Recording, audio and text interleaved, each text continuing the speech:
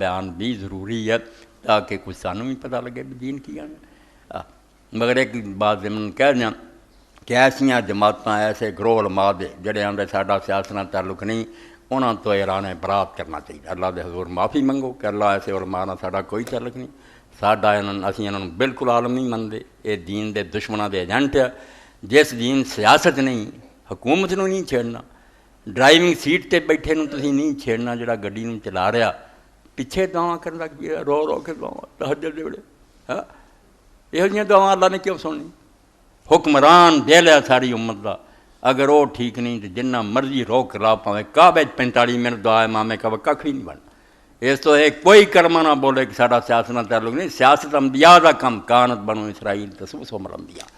सही बुखारी अंबिया सियासत करते सी, उम्मत नूं चलाउंदे सी, और यही कम है। इस तो यह ठग जमातां तो बाखबर रहना चाहिए।